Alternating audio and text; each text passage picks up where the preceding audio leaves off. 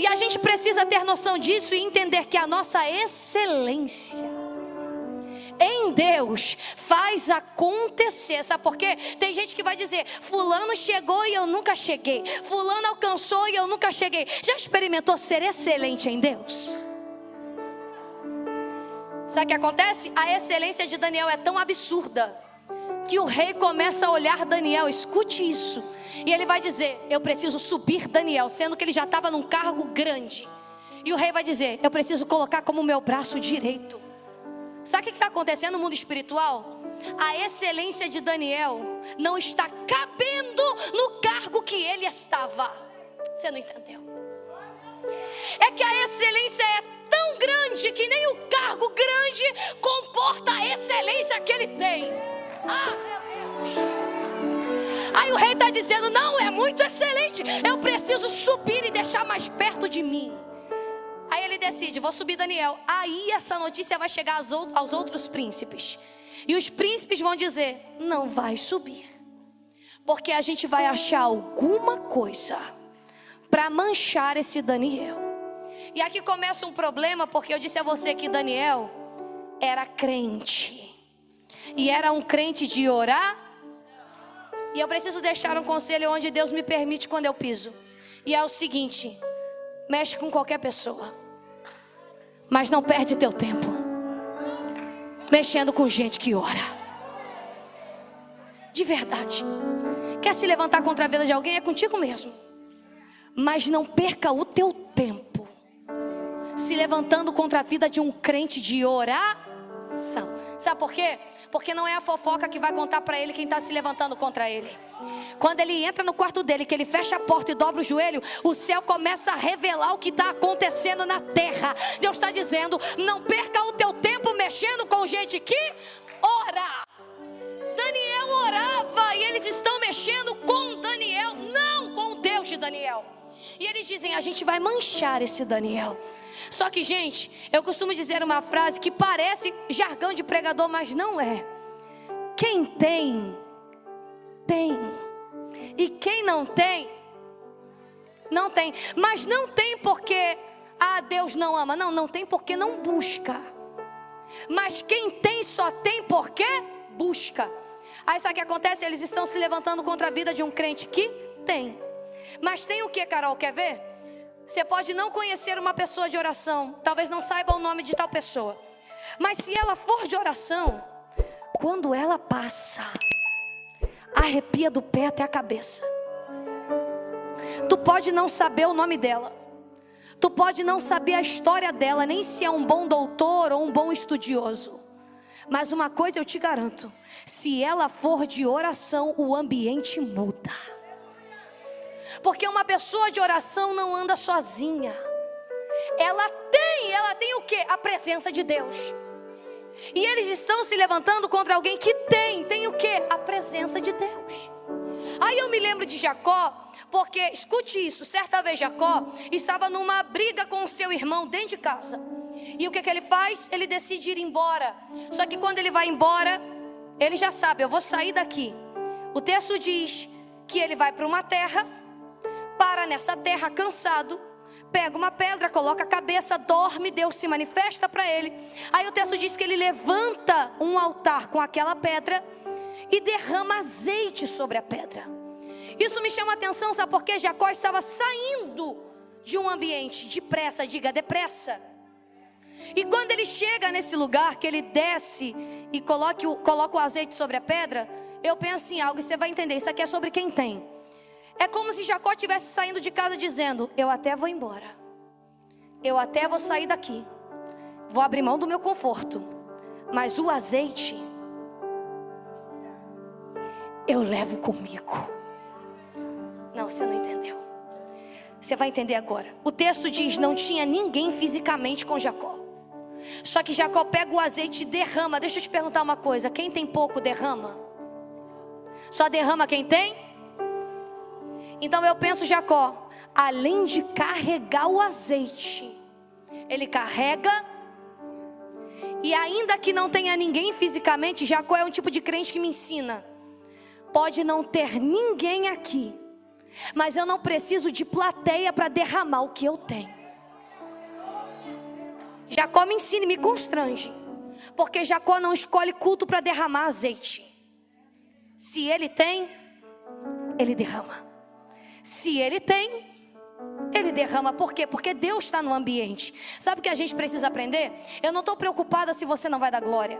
Eu não estou preocupada se você não vai dançar. Eu não estou preocupada se você não vai cantar. Enquanto a gente estava aqui, a gente estava dançando, correndo, gritando. Por quê? Porque Deus está nesse lugar. E a nossa adoração não pode ser dependente da tua adoração. O que eu entendo é o seguinte: um crente que carrega azeite não precisa do amigo de banco para derramar o que ele carrega. Se ele sabe que Deus está no ambiente, ele não está nem aí se tu não quer dar glória, se tu não quer cantar, se tu não quer dançar. Mas ele sabe, tem alguém que é digno de honra, tem alguém que é digno de glória, tem alguém que é digno de louvor. E a gente derrama nesse lugar. A gente é crente, igreja. Carol, você está dizendo isso por causa do culto de hoje? Não, de maneira nenhuma. Eu estou dizendo que eu não estou preocupada com o culto de hoje, mas preocupada com depois do culto de hoje. Não adianta só levantar a mão aqui, ser crente aqui, adorar aqui. Por favor, seja crente no teu trabalho, na tua casa e principalmente nas tuas redes sociais. Tem que ser crente. Se a gente é crente, tem que ser crente. Aí sabe o que Daniel faz? Daniel ora. Daniel é crente. E aí eles começam a procurar nos serviços de Daniel, porque eles pensam, a gente vai achar alguma coisa nos serviços. Sabe o que ele encontra? Excelência. Tudo que eles encontram é não acham nada. Aí o texto diz que quando eles começam a pesquisar, eles param a vida para prejudicar um crente. Só que o que você precisa entender é que era príncipe de posição que está parando a vida para tentar parar um crente. Eu disse a você que eu fui criada debaixo de círculo de oração. E aí, quando eu ia para o culto de consagração, eu não sei aqui tem consagração, culto de libertação? Tem? No Brasil tem muito. Só que é um culto que não é muita gente que vai, o de consagração. Mas nos cultos de consagração, sempre tinha as mulheres do coque. Você conhece essas mulheres? Você já viu essas mulheres? E a minha mãe sempre me carregou. Para onde? Consagração, lá no Brasil. Monte, vigília, hora nona. E estava eu indo junto. Queria, às vezes não. Mas estava eu lá. Por que eu aprendi a tocar pandeiro? Porque não ia nenhum músico nesse culto. Aí só tinha um pandeiro. Sabe o que acontecia? Toda vez que a gente estava no culto de consagração, vamos ver se você vai lembrar disso aqui. Sempre aparecia alguém com um diagnóstico médico na mão, desenganado pela medicina, na porta da igreja. Sabe o que acontecia? Eu ouvia um barulho assim, ó. Vinha uma irmã de oração marchando lá de trás, lá de trás. Ela era de oração, gente. Aí ela já vinha lá de trás assim, ó. Deus mandou eu te dizer, quem manda na tua saúde é Deus. Quem comanda a tua saúde é Deus. Quem decide a tua saúde é Deus. Pelo amor de Deus, isso é gente que ora. Aí ainda que tivesse talvez uma mulher que não pudesse gerar, Deus mandou eu dizer isso aqui. Uma mulher que não tivesse condição de gerar, já vinha uma mulher de oração dizendo, já plantei a semente no teu ventre, assim diz o teu Senhor. Sabe o que acontecia? O negócio acontecia no culto. Por quê? Porque tinha gente de oração. Minha mãe me criou entendendo o que é guerra. E eu preciso te contar isso aqui porque Deus me deu autonomia para falar. Eu não saí do Brasil para vir aqui pregar chave que vai te dar carro, casa, tu não precisa. Isso aqui não me abre agenda e eu não estou preocupada se eu não vou voltar. Eu vou pregar o que Deus está mandando. O ser humano não precisa de carro, de casa, de roupa de marca, não. O ser humano precisa de oração. Oração. Sabe por quê? Não adianta eu pregar para você sobre dinheiro, teologia de prosperidade, porque se o seu coração estiver nisso, tu perde tudo. Perde carro, perde casa, perde até a vida. Mas por que eu vim do Brasil falar de oração e da Bíblia? Porque se o seu coração estiver no lugar certo, Se tu entender isso daqui, se o teu coração estiver no lugar certo, na oração, na Bíblia, você vai entender que o teu pai é dono de tudo, do euro, do dólar, do real. Ele é dono de tudo, ele é dono de tudo. Ele está dizendo, o teu coração tem que estar no lugar certo. Mas não, às vezes a gente é tão ruim que a gente acha que as coisas da terra são tudo que a gente precisa. Mas eu vou te dar um choque de realidade. Nem da terra você é.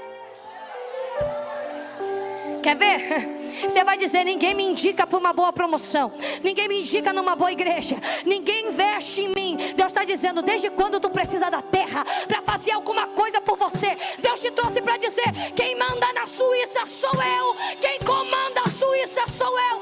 Você não precisa de nada. Tu não precisa que a França te indique, tu não precisa que os Estados Unidos te indiquem. Quando tu tem um Deus que é dono da França, dos Estados Unidos, da Irlanda, da Holanda, da Espanha, do Brasil, Ele está dizendo, eu só preciso que você tenha oração.